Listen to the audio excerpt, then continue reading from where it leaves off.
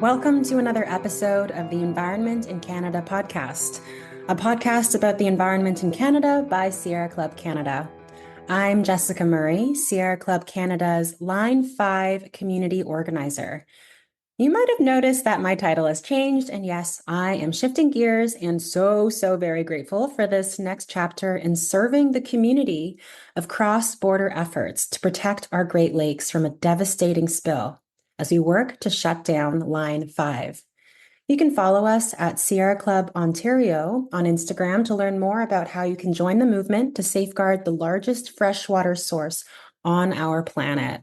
Today, I have the great honor and delight to interview my dear friend, Isaac Murdoch. Isaac is an Anishinaabeg knowledge keeper, storyteller, and artist. His artwork is internationally recognized and shows up in spaces where people come together to protect the land. I first met Isaac in 2015 when I solo journeyed to Manitoulin Island in Northern Ontario. I went to Whitefish First Nation's powwow by the legendary Dreamers Rock, went for a secret swim to beat the heat, and when I came out, found Isaac alone in a teepee. It was the beginning of a very special friendship, and I had my mind and heart blown by his storytelling about animals coming together to save the world, highlighting that no matter how small, we all have our important role to play in birthing a new world that is life-sustaining. Fast forward to today, Isaac and I talk about the culture camp he's running this summer, bring attention to Line 5, and so Isaac shares more about the significance of the Great Lakes, the prophecy his elders told, his relationship with treaties, and a creative project we are working on together for Line 5.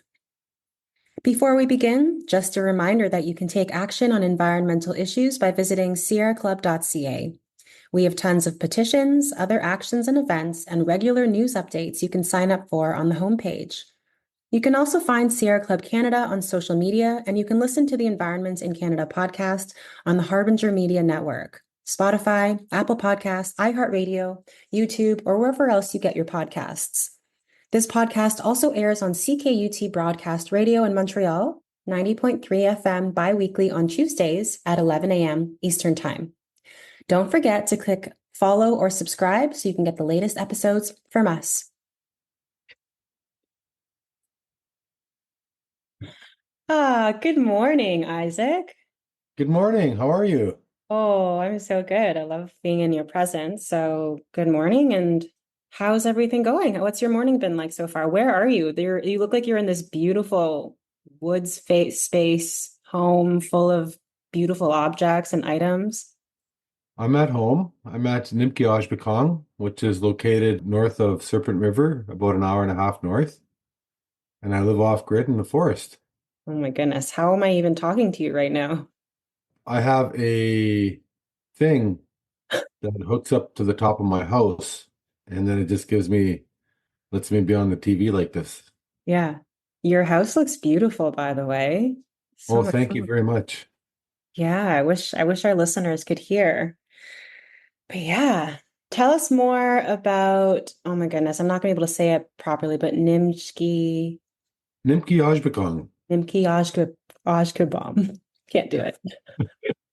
Bomgiizhik is a dream that the elders had years and years ago about returning back to the land and rekindling our language, our land-based education, and worldview. And so a group of us got together and decided to continue that vision and work towards a sustainable community that relies on like traditional governance and sustainable harvesting practices and gardening and all of the cultural stuff that we do. And so it's just a beautiful example of exercising our the benzo our freedom on the Mm, land. And so this is a land back camp. beautiful.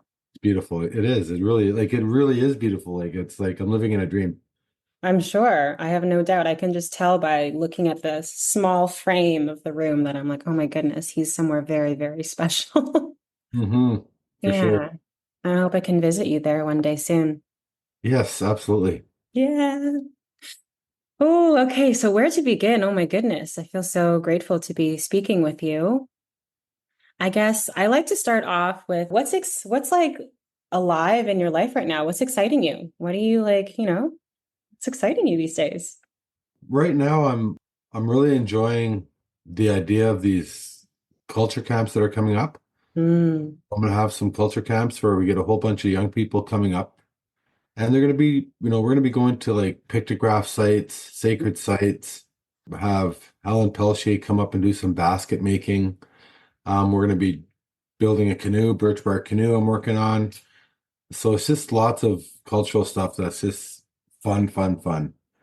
And also medicine picking. So it really is just a dream world. mm.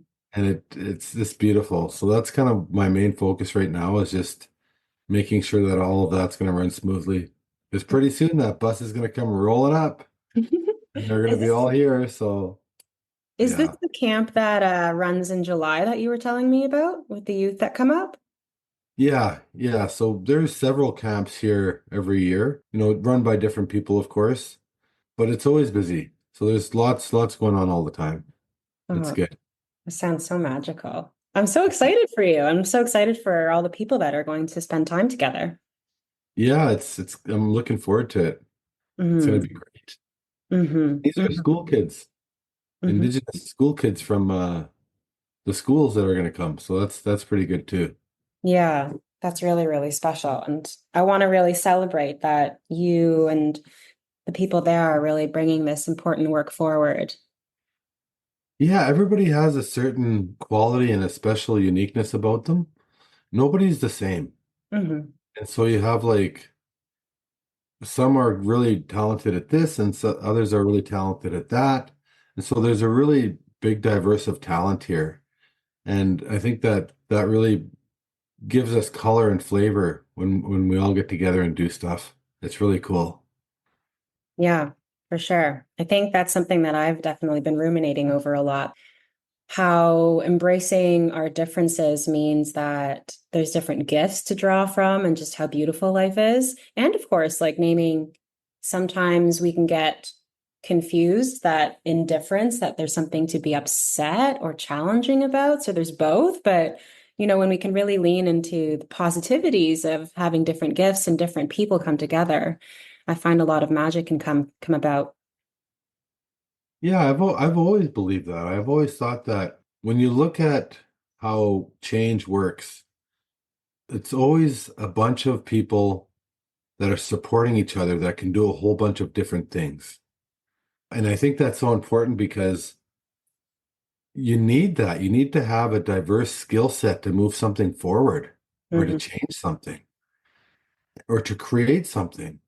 And so, of course, you have like the lone artist that'll just sit there and do magic and makes great change. That's good too.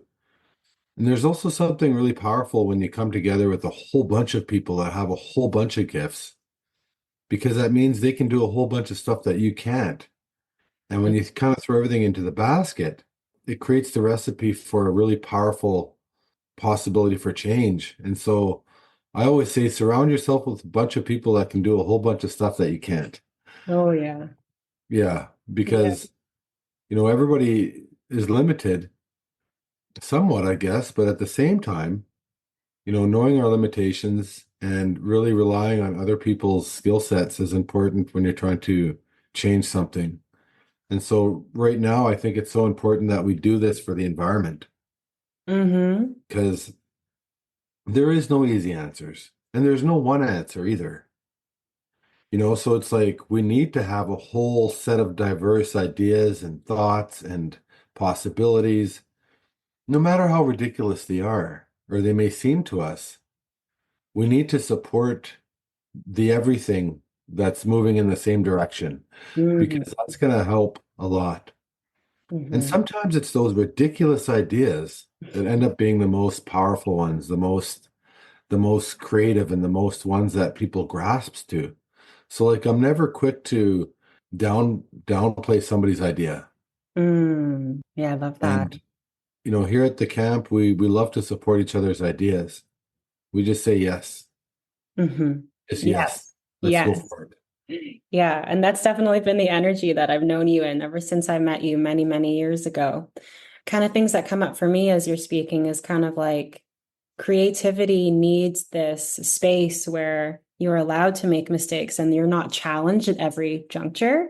So it's like I think of like a brainstorm where it's like when you're brainstorming, there's no criticism or like being like, oh, but how are we going to? It's just like, yes, like let's keep going and see where it takes us. And creativity thrives in that space, right? Where there's no limits. And you might say yes to one thing and it might take you somewhere completely different.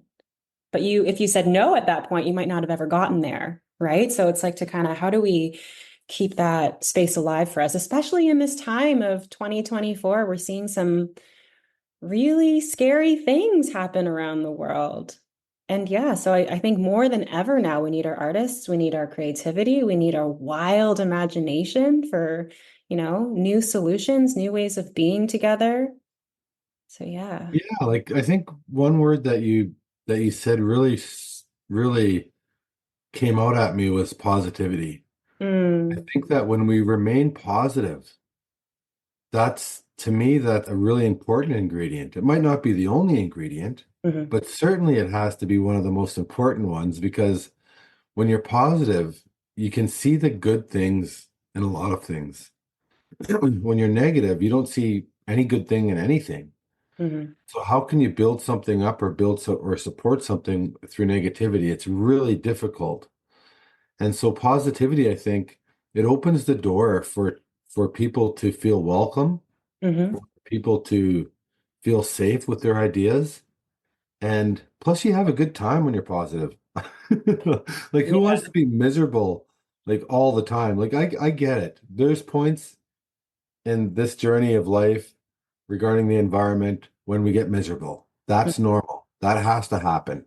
Mhm, Like you cannot live your life during an ecological collapse, during abrupt climate change, and not at some point feel this feeling of misery.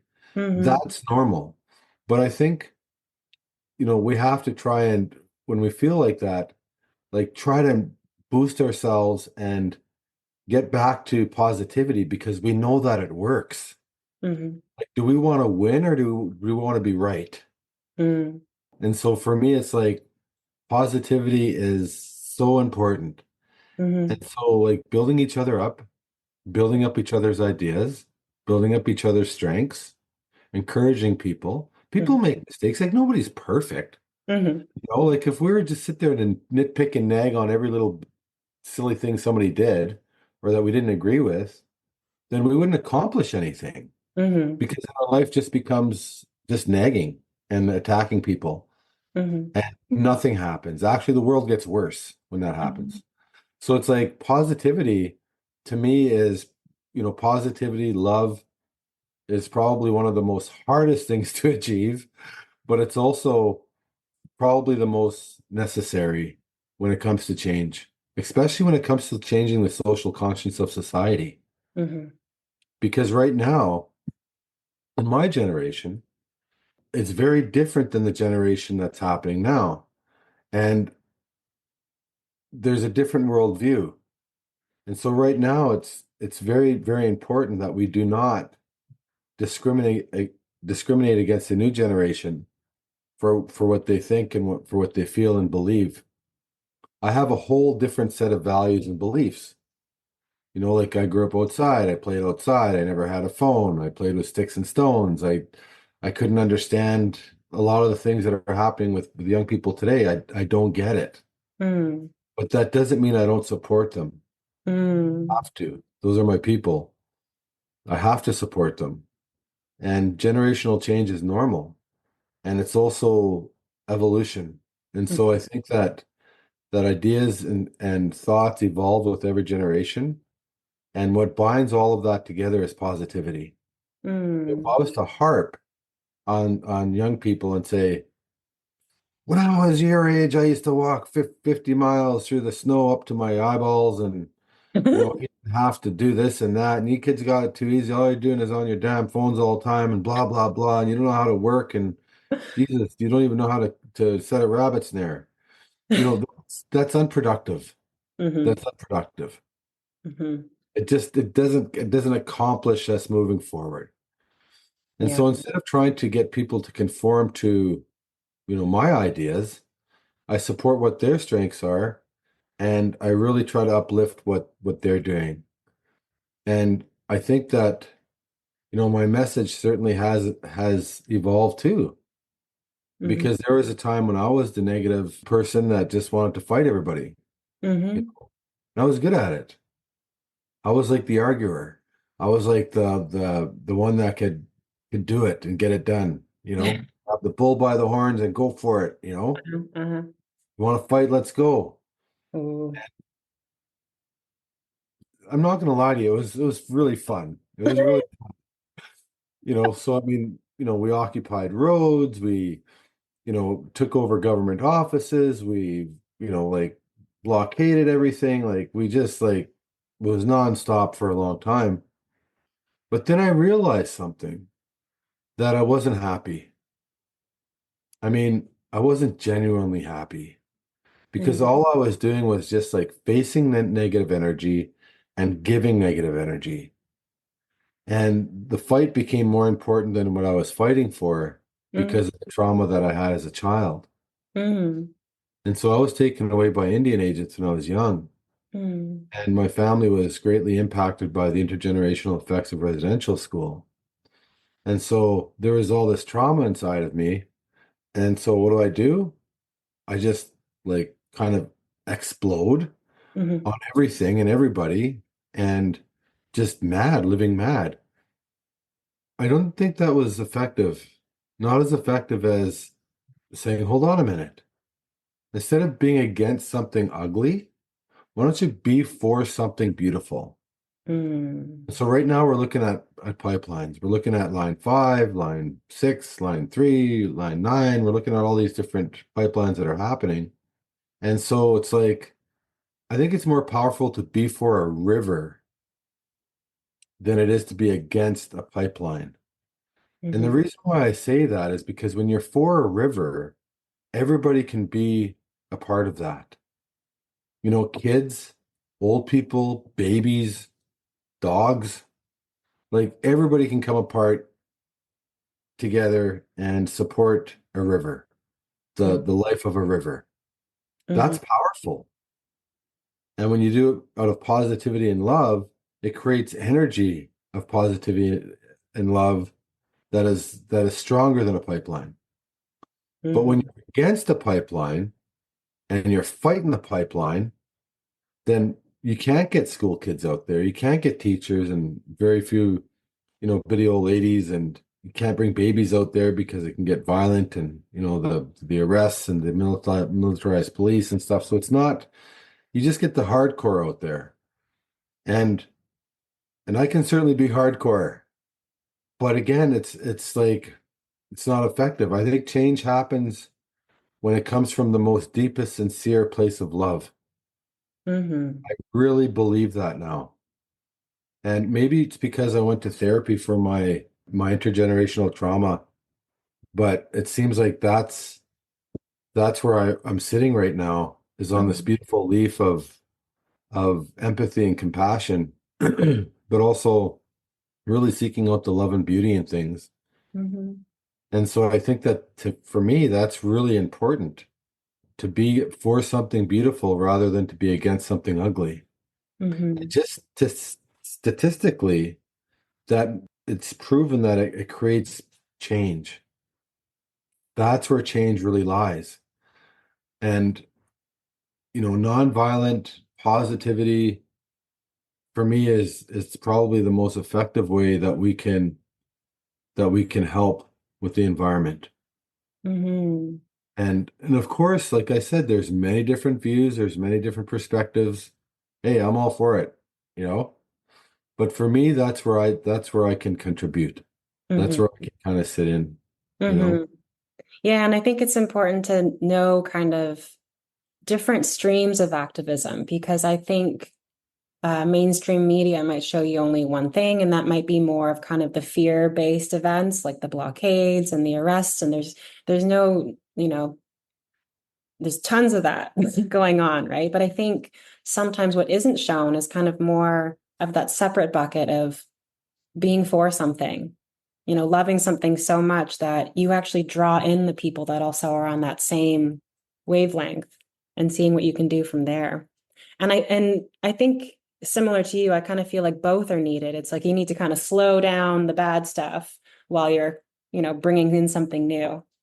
And so I kind of see you as somebody that is such a champion of holding that space, of being so inviting. I want to share like a quick story because I think this just really exemplifies how you've embodied this ability to be really welcoming of people from all walks of life into this identity of like, we need everybody in protecting the earth and protecting the waters. And so we were at Above the Clouds recently. We went to go watch that film together, and that was really beautiful. And my partner, who is originally from the UK, he kind of just like, I'll paraphrase him, but he was kind of like, oh, like, I don't know if I feel like this maybe isn't my fight. I'm not from here. And, like my ancestors did this horrible thing. And you said something along the lines of like, no, like you also are of the earth, and this earth also needs you. And I could just see in his face how that really touched him deeply, that like, oh yeah, like I'm of the earth. It's like sometimes we've forgotten this very basic reality that literally nothing in our lives exists without our planet, the waters and the land. And I was just so grateful for you in that moment. Yeah, it's just an ecological certainty that every human being on the planet is a species of the earth. Hmm. Like it's 100%. Other than the odd alien or star being or whatever, but I would say like for the majority of us, I mean, like everybody's an earth person. Everybody has like such a profound and deep connection to the earth Mm, that runs through their blood memory, that runs in their DNA, and all of that is connected to the universe. And like there's all sorts of science on this. You know, it feels odd to me when some people will say, well, they're not indigenous. hmm I'm like, well, actually they are. They're indigenous to the earth. hmm It's like settle your kettle. Like I get the whole thing about space and voice, I get it. But we're trying to build a group of people that are invested into this, and we need to be equal, and we need to support each other. And so to me, that's really important.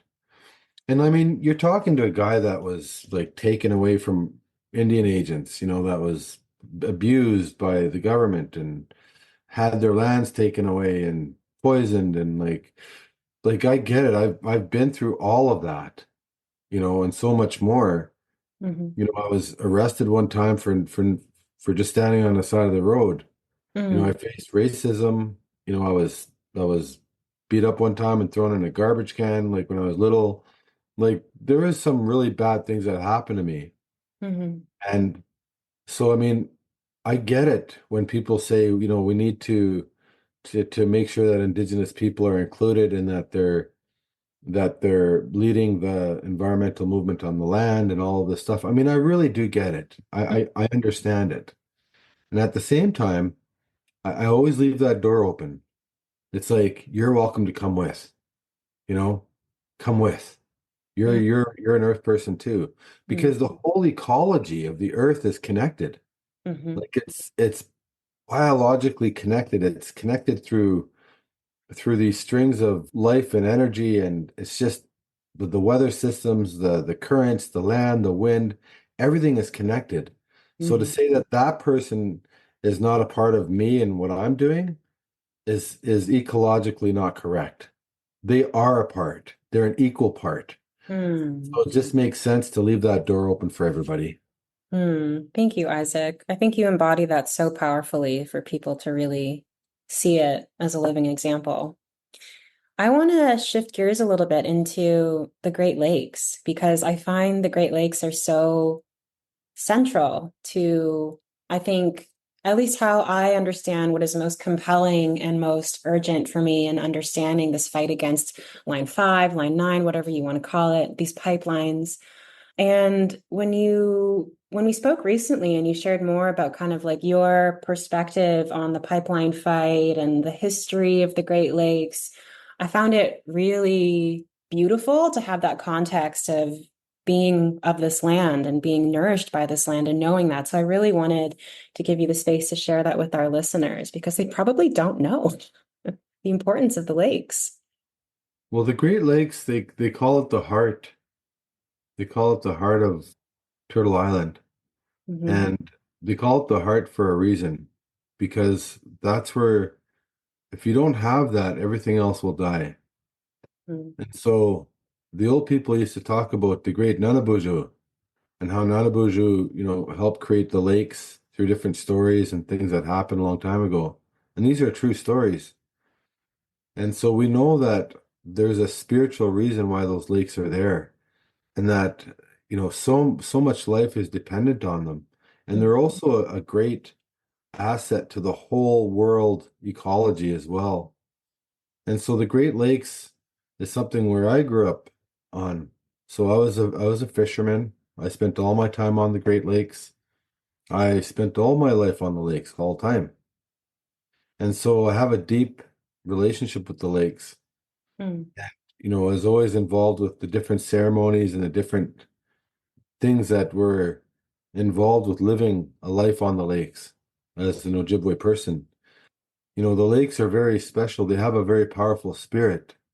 And they always said, in this life, we have a beautiful responsibility to live here and to try to do the best we can and to adhere to the sacred laws of the water and the lands and the sky. And what does that mean?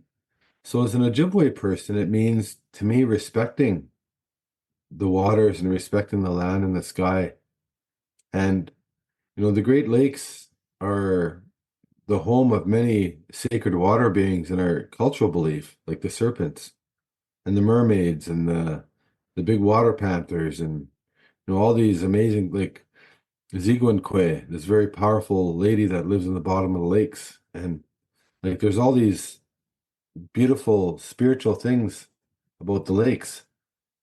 And so they're alive and they have a spirit. When you got line 5, going through the Straits of Mackinac, this Mhm. old pipeline that's kind of like threatening it can contaminate a lot, especially in the wintertime, because they can't fix it in the wintertime if it breaks. That's a serious threat to a lot. But these things were also passed down through stories. Mhm. It's going to happen. And our old people always had prophecies. They call them Bomgiizhik, which are like things that to come. And they used to say all the time that, the people are going to come and they're going to dig into the ground Mm. and they're going to try and get the serpent's eggs, and because they're powerful and it's the most powerful thing, and that they're going to try and take those eggs to the top and use the yolk of those eggs for power. Mm. It's going to be too powerful for the human being and it can destroy the earth. That's what the old people used to tell me when I was little.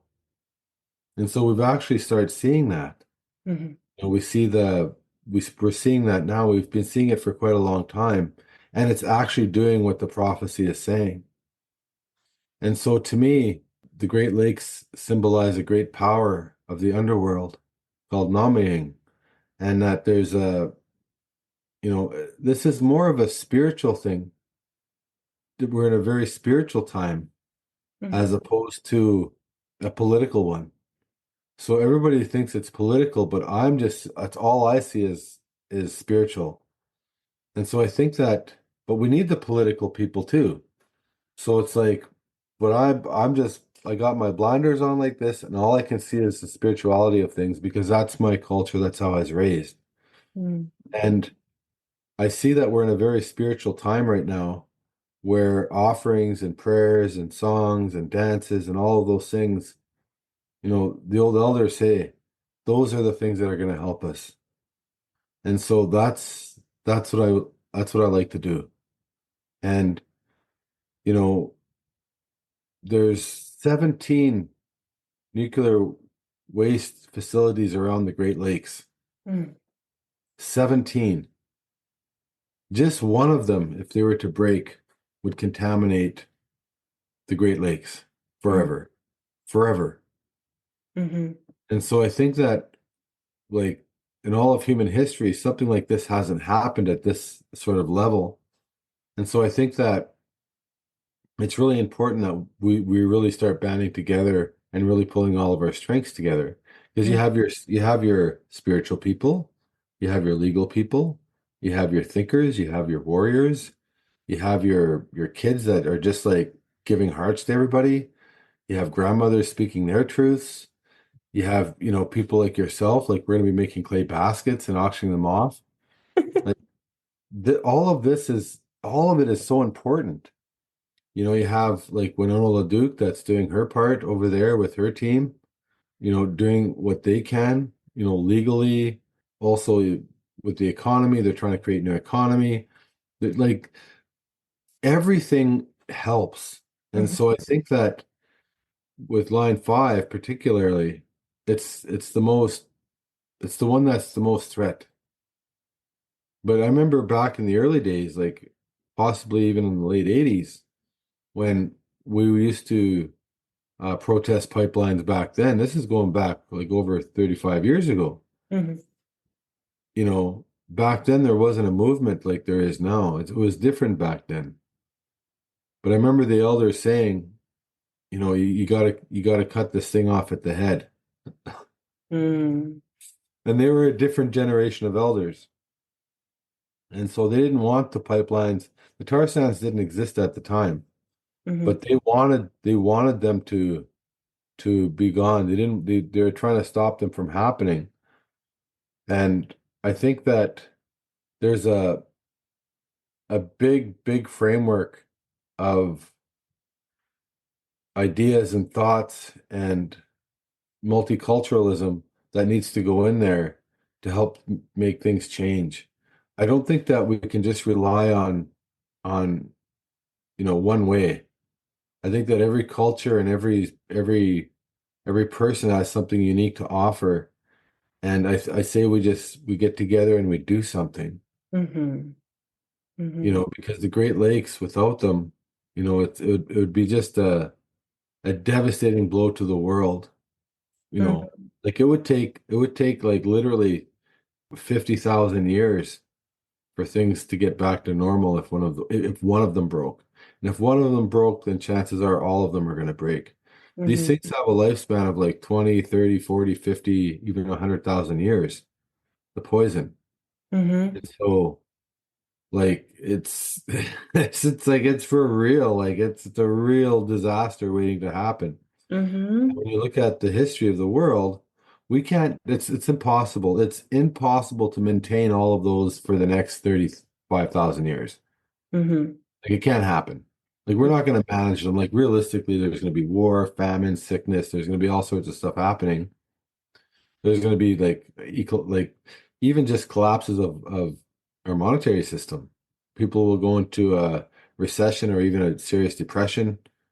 Like these things cost millions and millions of dollars to operate just to cool down the radioactive waste.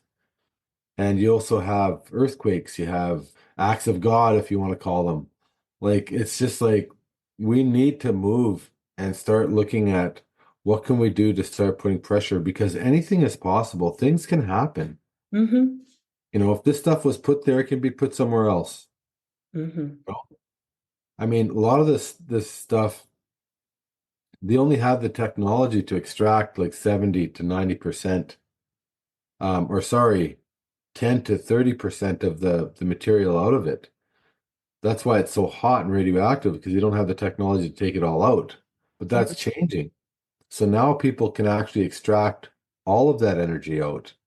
And then you're left with the material that isn't, 100,000 years contamination, kill everybody stuff. And so it's like, let's go, let's move. Yeah. And I don't think that there's a big enough, like people are really worried about the pipeline, and they should be, but the 17 nuclear waste sites around the Great Lakes, that's on my mind. Oh yeah, us too, for sure. We have somebody in Sierra Club Canada working on the one in Chalk River, like in Ottawa region. Yeah, Uh, yeah, I think what comes to mind for me is the work of Joanna Macy, and she kind of, because of this whole issue of nuclear waste, she really started to see that we needed to.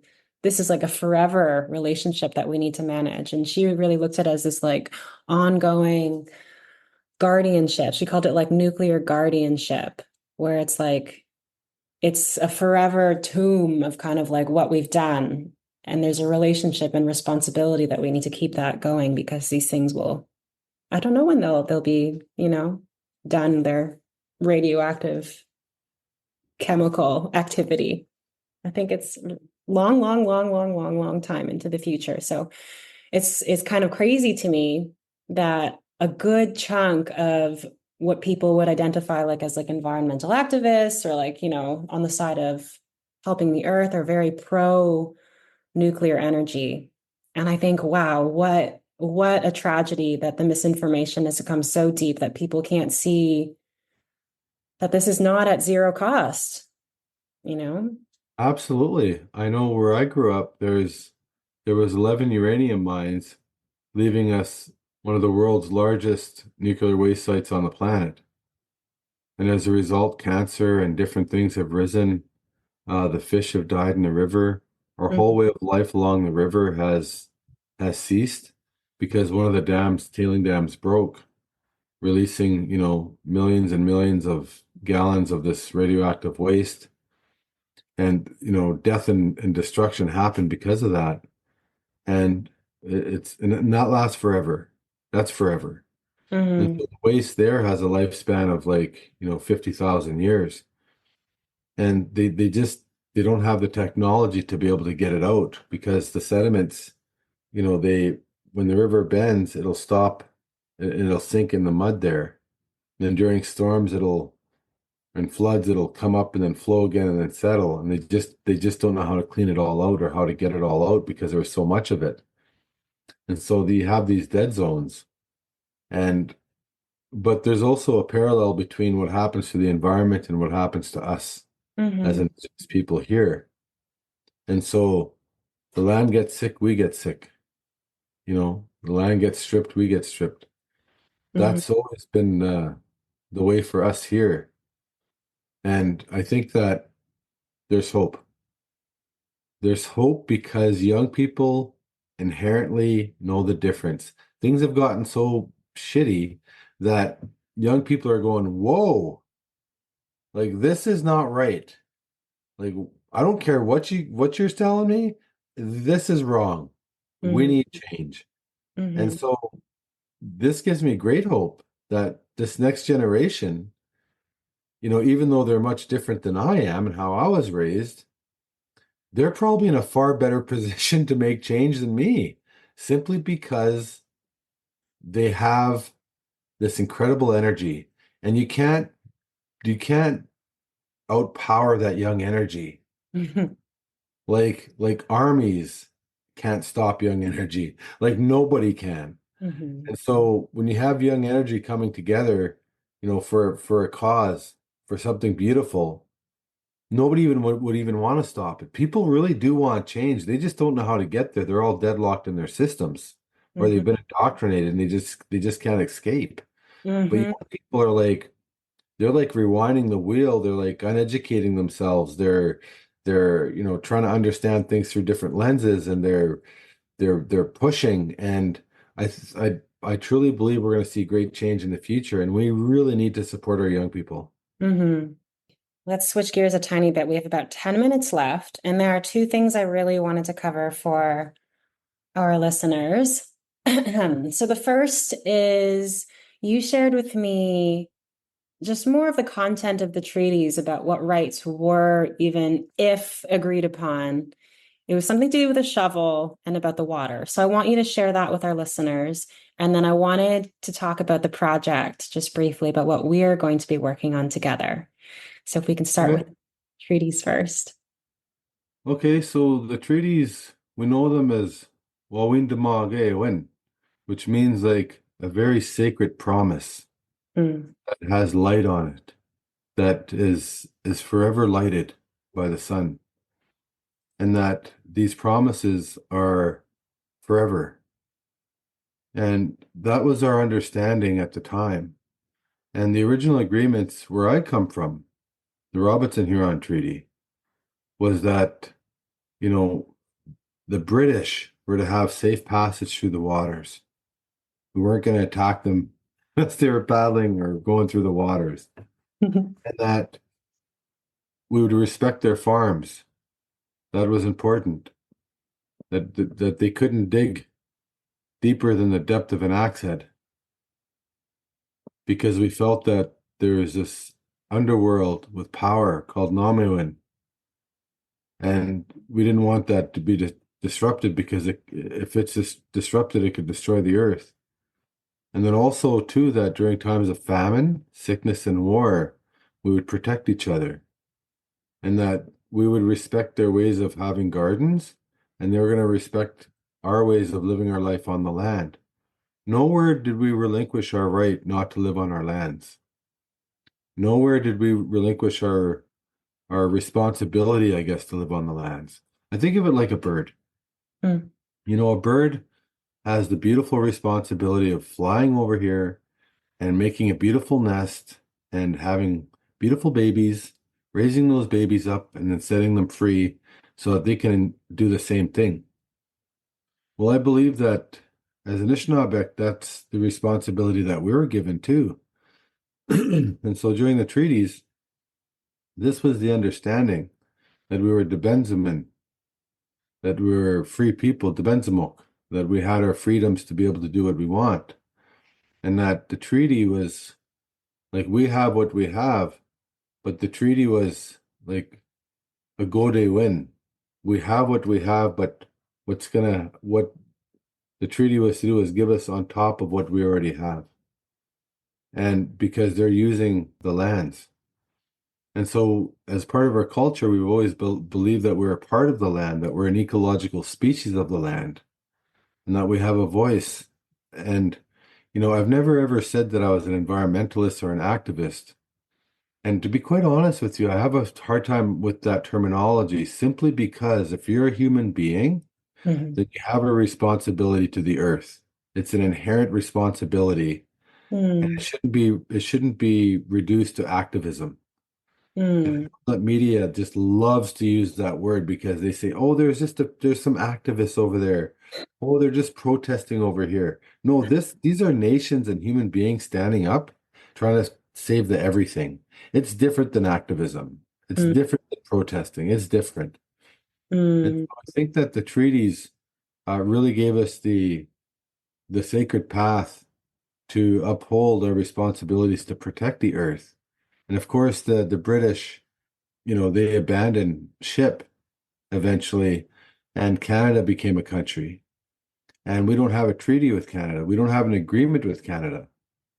And so, as an Anishinaabe, I'm wondering, how do they get jurisdiction on all these lands? Mm. You know? Mm. And so I've never been a rights-based person. I've always been like more responsibility-based.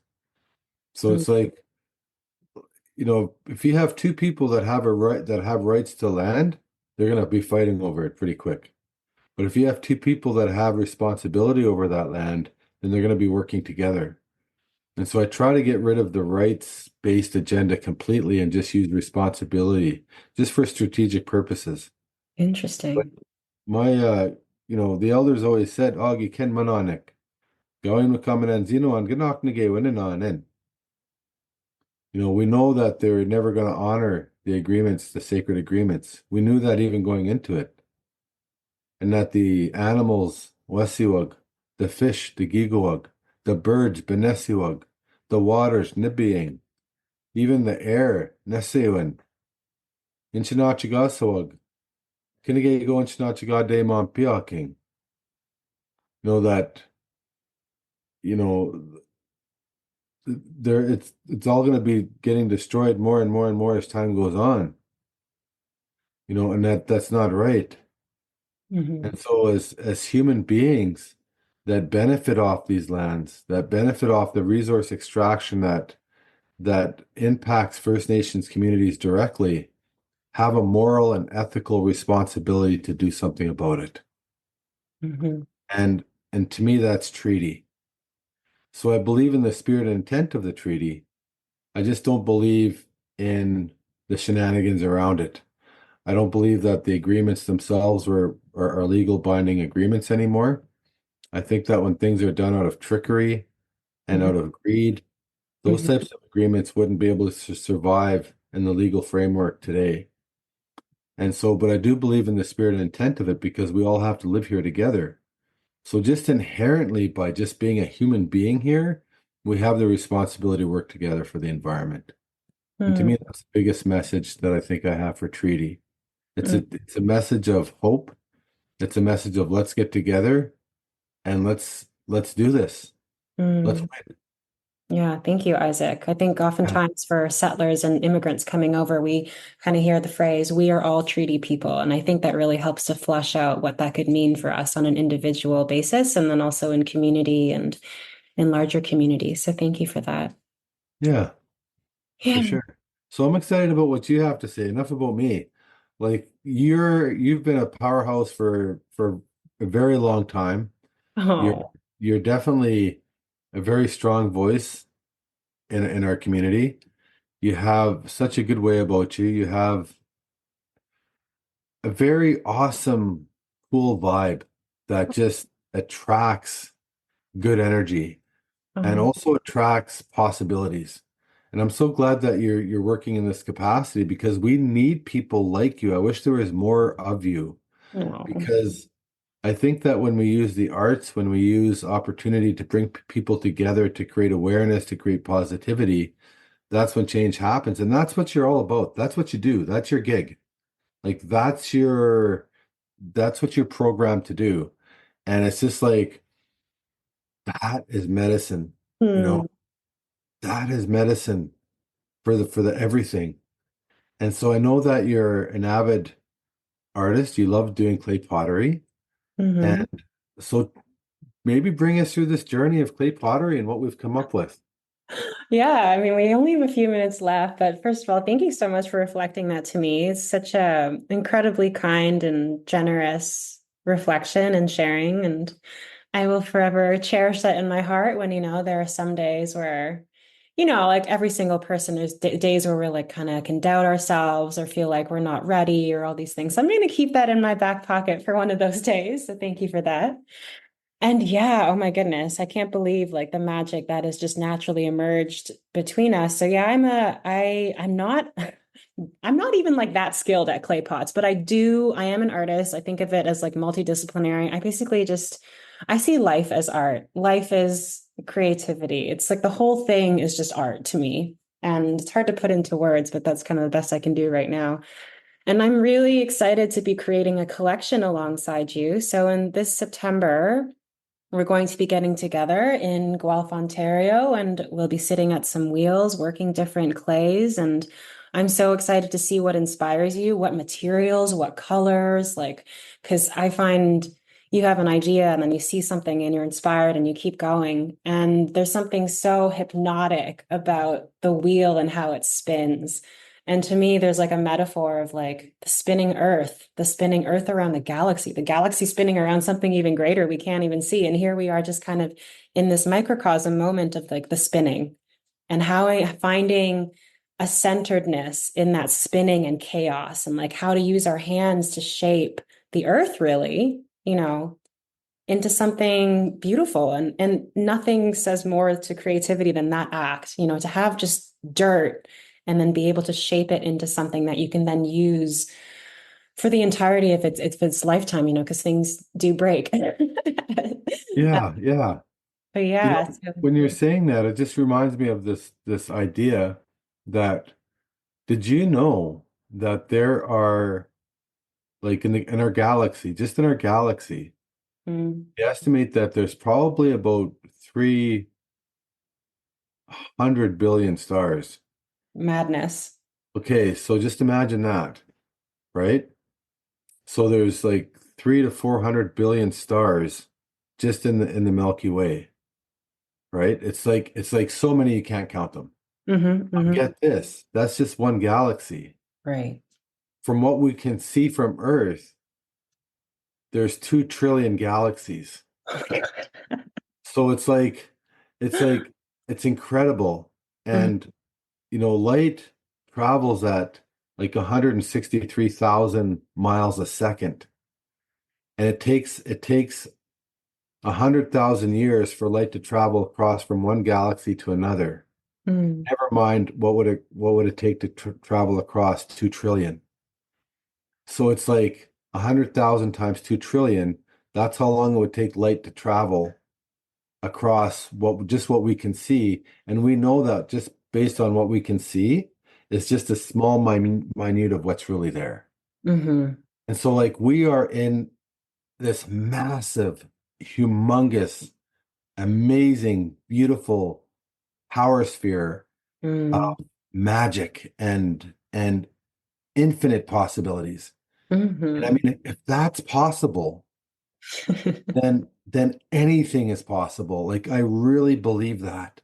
I feel you. So the power of the earth, like the sacred earth, Mm. putting it into your hands, making something beautiful, making a vessel that you can put love into, that you can put something beautiful in there, might very well be the most sacred and beautiful acts on earth, other Mm. than having a baby.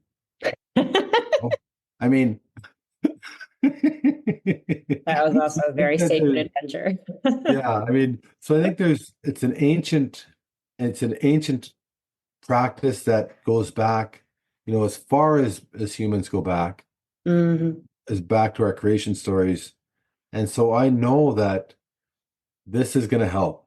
And so by us coming together, creating these clay pots, and then doing a fundraiser to support Line 5, to support, other people and their adventures and their walk with Line 5, I think will be a real good blessing. It's Yeah. something I wanted to do for a long time, and I couldn't have asked for a better mentor to help with this than you. So I want to thank you for this opportunity. Oh, Isaac, like I said, I'm like just a humble other student. But I'm so grateful that I get to do this with you. I think it's going to be so magical. So, Absolutely. yeah, Absolutely. amazing. Okay, Yeah. so I think that's time. Is there any like kernel? I mean, I think you've left so many beautiful ideas and heart-opening, mind-opening, galaxy expansive ideas with our listeners, but is there anything like one kernel that you want to leave as we sign off together? Oh, and get you in dumb. Oh, yeah, yeah, man. Pee-wee on and guk. Mm. I'm very happy to be able to speak with yous. Mazanapkin Gego and Abin Dishnakas. My name is the man who paints the rocks. Can it Mm. be guys walking Donchbach and Oje and Dodem? I come from, a very sacred place in our homelands. I'm the Fish Clan. I'm Anishinaabe and Dao. And, it's just been an honor to be able to be here with you, Jessica, to be able to speak about these important issues. Time just went by so fast. It's not Yeah. fair, but I look forward to working with you and to creating beautiful. Because I Yes. think if we want the world to be better, if we want it to be more beautiful for our kids, then we just have to get out there and just do it. There Yeah. is no other way. Yeah. So thank you for inviting me onto this journey. And until we chat again, I wish you and your family good health and happiness, and your children the same. Oh, With that, I just want to send my blessings and my heart out to you and your family. So thank you so much. thank you, Isaac, and back to you. Oh, So Jimmy many Gwitch. blessings. Yeah, so many blessings to the culture camps that are going to be running and all the beautiful youth that I know are going to just be in this state of wonder and curiosity and Right. connection with the planet. So thank you for everything Awesome. you're doing as well. Awesome. Okay. Awesome. All right. We'll talk soon. Talk soon. Bye, Okay. Isaac. Bye. Bye, Chimigwech. Jimmy Gwitch. Hi, everyone. I'm Taylor Farrugia, the Communications Officer with Sierra Club Canada, just jumping in here at the end to do the Q&A for today's episode. Before we get into the Q&A, a reminder that all answers are on behalf of the Sierra Club Canada. They do not reflect the views of the guest on the podcast. Today's question is, Why am I not seeing huge government investments in tree planting? The reason we may not see massive government investments in tree planting is because there are some real challenges and limitations with these programs. Take Canada, for example. The government promised to plant 2 billion trees by 2030, which sounds great in theory, but a 2023 report found that this program has some major issues. For one, there's no guarantee that the planted trees will be protected long term, so they might end up being cut down for a profit, which doesn't really help the environment. Plus, in 2021, about 14% of the trees were planted in monoculture sites where only one type of tree is grown. This is also not great for biodiversity. And even if the program is fully successful, it's expected to sequester much less carbon than originally planned. So while planting trees is beneficial, it's not as impactful as protecting our existing natural forests. There's also a big debate about whether planted forests are as good as naturally growing ones. Some studies suggest that natural forests can store up to 40 times more carbon than plantations. Old growth forests, in particular, are more resilient to things like fires and droughts. Since 2021, Canada's forests have actually been emitting more carbon than they capture due to things like fires and pests. This creates a vicious cycle. The hotter it gets, the more fires we have, which leads to more emissions, and then it gets even hotter. Many people think of tree planting as this amazing ecological fix, but it's often tied to the forestry industry and sometimes even used as a greenwashing tactic by companies. So while tree planting is a nice effort, it's not a silver bullet. We really need to focus more on reducing greenhouse gas emissions and preserving the forests we already have. Overall, tree planting is part of the solution, and especially for urban areas can help with urban heat, air quality, and well-being, other benefits that are worth noting here. Our Sierra Club Ontario chapter does hold tree planting events from time to time, and I'd encourage you to sign up for email updates from them on our website. Before we go today, just a reminder that you can take action on environmental issues by visiting sierraclub.ca. We have tons of petitions, other actions and events, and regular news updates you can sign up for on the homepage. You can also find Sierra Club Canada on social media, and you can listen to the Environment in Canada podcast on the Harbinger Media Network, Spotify, Apple Podcasts, iHeartRadio, and YouTube, or wherever you get your podcasts. This podcast also airs on the CKUT broadcast radio in Montreal, 90.3 FM, bi-weekly on Tuesdays at 11 a.m. ET. Don't forget to click follow or subscribe so you can get the latest updates from us.